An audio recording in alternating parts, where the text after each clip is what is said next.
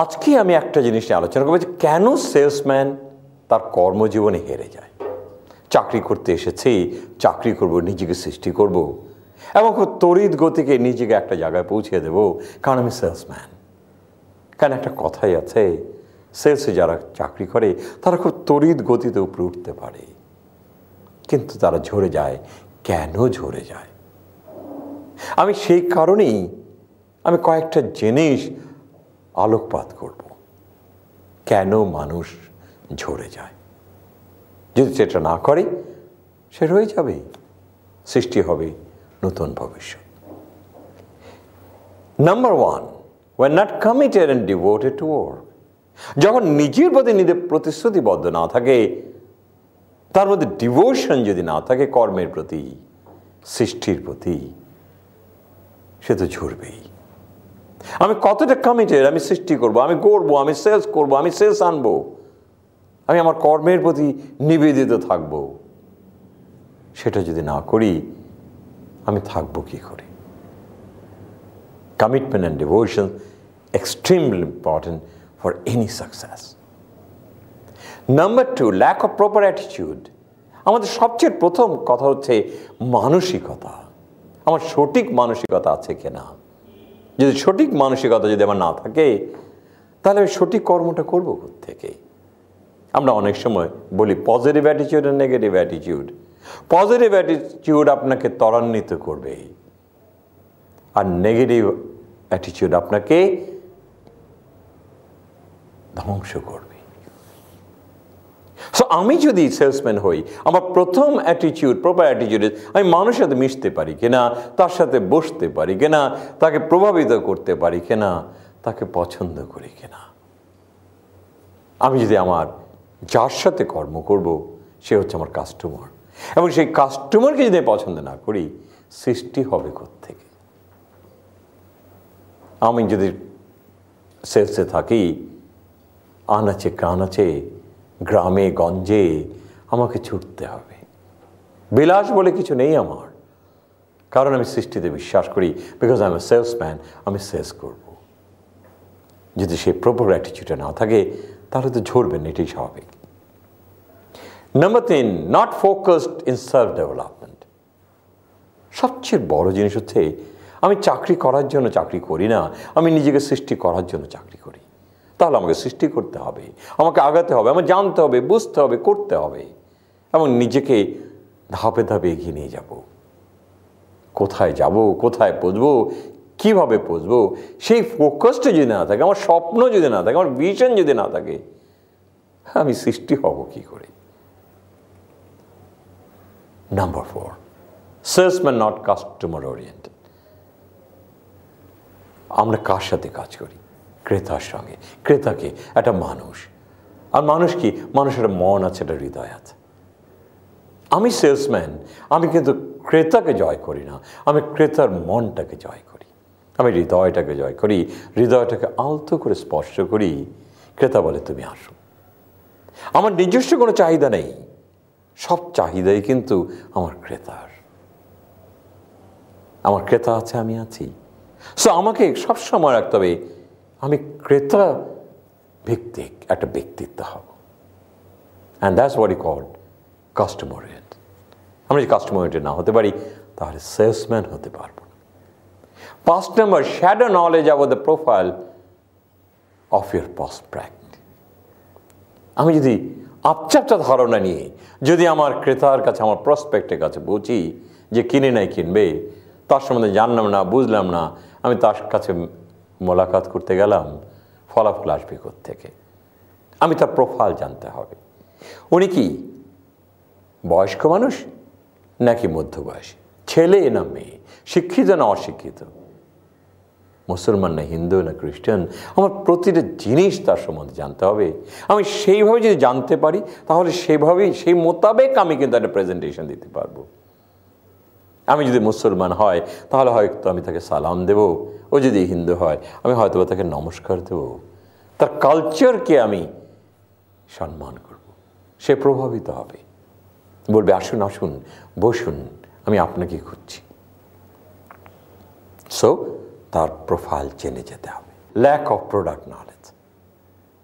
আমি কি বিক্রি করি, কে আমার সন্তান, কার উপর নির্ভর করে আমার অস্তিত্ব, ইজ মাই প্রোডাক্ট। প্রোডাক্ট সম্বন্ধে যদি নলেজই না থাকে, ধারণা না থাকে, পুঙ্খানুপুঙ্খ যদি আমার তার প্রতি ধারণা না থাকে, তাহলে ক্রেতার কাছে বলবোটা কি? আর ক্রেতা যখন প্রশ্ন করবে উত্তর দেব কি? ঝরে যাব। আমি সবসময় একটা কথা বলি, ক্রেতা যখন কোনো কিছু কিনে সে হাজার প্রশ্ন করে, কারণ সে ইনভেস্ট করবে। সো যখনই প্রশ্ন করবে, আমি একটা কথা আবারও বলছি, 100টা প্রশ্ন সে করলো, 99টাই আপনি উত্তর সঠিক দিলেন, শেষটা বললেন জানি না, সাই করে জিরোতে চলে আসবে। ক্রেতা বলবে কিনবো না, কারণ আপনি নিজেই তো জানেন না। So product knowledge is extremely important for a salesman. 7 number, could not understand the dynamics of markets. Market কোন গতিতে চলছে, কে প্রভাবিত করছে, সাপ্লায়ার্স না বায়ার, কম্পিটিটরস নাকি সাবস্টিটিউটস? আমার ক্রেতার আমার মার্কেট সম্বন্ধে সম্পূর্ণ ধারণা থাকতে হবে। কোন মার্কেটে কারা কেনে? আমি যখন, সুন্দর একটা কথা বলে দিচ্ছি আপনাদের, আমি যখন ফিলিপসে চাকরি করতাম, আমার 100 ওয়াট কিন্তু চলতো সবচেয়ে বেশি কিন্তু সিলেটে, আর 60 ওয়াট 40 ওয়াট চলতো আমার রংপুরে। কারণটা কি? এক হচ্ছে সিলেটে ঠান্ডা পড়ে, মানুষ একটু বড় বাড়ি জাতিয়ে একটুখানি গরম করতে চায় রুমটা, আর সিলেটের লোকদের কাছে কিন্তু পয়সা আছে, so they want to buy more. But if you look in the Rangpur, Dinajpur, ওখানে গরম পড়ে আর মানুষের কিন্তু পয়সা এত বেশি নেই, সেখানে তারা 60টা কেনে। যে কারণে আমি 60 ওখানে বেশি বিক্রি করতে পেরেছি, 100 করতে পেরেছি সিলেটে। একই দেশ। সো আমার মার্কেট সম্বন্ধে ধারণা থাকতে হবে, কোন মার্কেটের কি চাহিদা। যদি না থাকে তাহলে তো ভুল করবই, ধ্বংস হবই। 8 নম্বর, less knowledge about the competitors activities. আমরা সবসময় কথা বলি, আমরা সেলসম্যানরা উই আর ইন ওয়ার, আমরা যুদ্ধে আছি। কার সঙ্গে যুদ্ধ করছি? ওই কম্পিটিটরদের সঙ্গে। এবং ওই কম্পিটিটর সম্বন্ধে যদি আমার ধারণা না থাকে, ওরা কি করছে, কি আনছে, কি করবে, আমি মার্কেটে যুদ্ধ করবো কি সাথে? আমার নতুন কম্পিটিটর কি প্রোডাক্ট আনতেছে, কি নতুন তথ্য আনতেছে, কি নতুন সুবিধা দিচ্ছে, আমাকে পুঙ্খানুপুঙ্খ জানতে হবে, যার ভিত্তিতে আমি আমার কৌশলগুলো নির্ণয় করব। আমি যেটা বলি স্ট্র্যাটেজি। আমি সেটা যদি না জানি, একসময় দেখবেন ঝরে যাবেন, ঝরে যাবেন তো মরে যাবেন, শেষ। 9 নম্বর, ডিফিকাল্টিজ ইন কমিউনিকেটিং। আমরা যারা সেলসম্যান, আমরা শুধু কথা বিক্রি করি, না নেই প্রোডাক্ট, না নেই কিছু। আমি কথা দিয়ে মানুষের মন জয় করি, কথা দিয়ে মানুষকে প্রভাবিত করি, কথা দিয়ে মানুষকে উৎসাহিত করি, কথা দিয়ে মানুষকে চাঞ্চল্য করি, এক্সাইটেড করি। ক্রেতা বলে আমাকে দাও, আমি এখনই কিনবো। এবং সে কথাই যদি বিক্রি করতে না পারি, কথাই যদি চমৎকার করে বলতে না পারি, সুন্দর করে সুন্দর বাক্য দিয়ে, সুন্দর শব্দ দিয়ে, তাহলে আমি কি করে সেলসম্যান হব?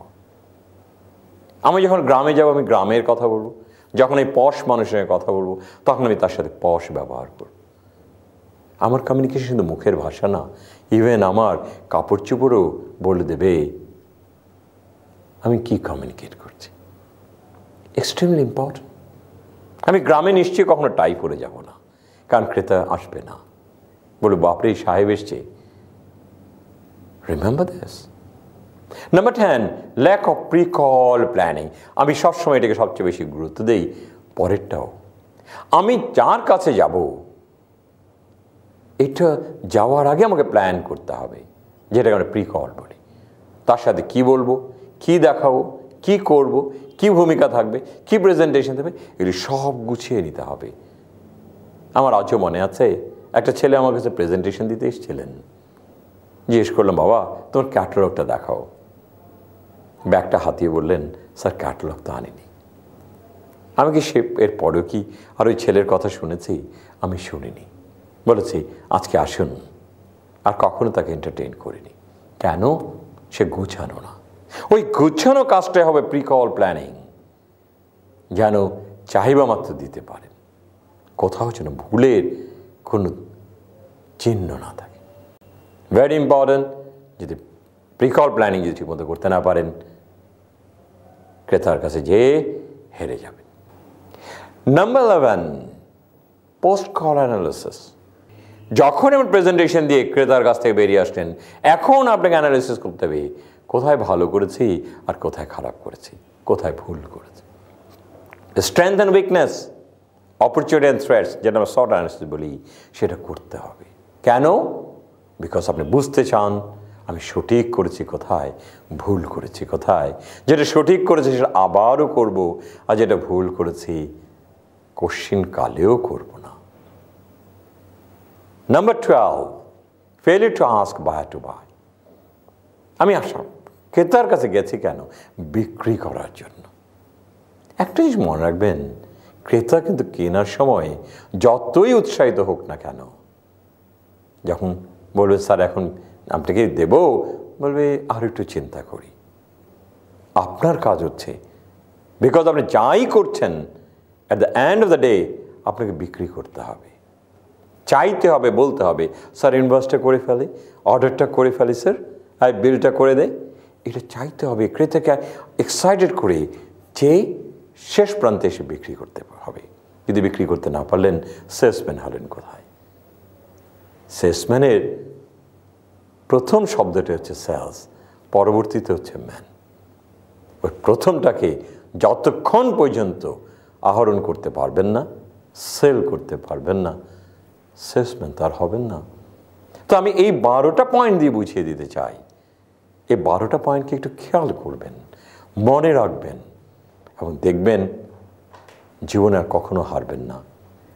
আর যদি কখনো যদি এটাকে অবমূল্যায়ন করেন, অবজ্ঞা করেন, ঝরাটাই স্বাভাবিক। অনুতপ্ত হয়ে কি লাভ যদি সৃষ্টি করতে না পারেন। Thank you.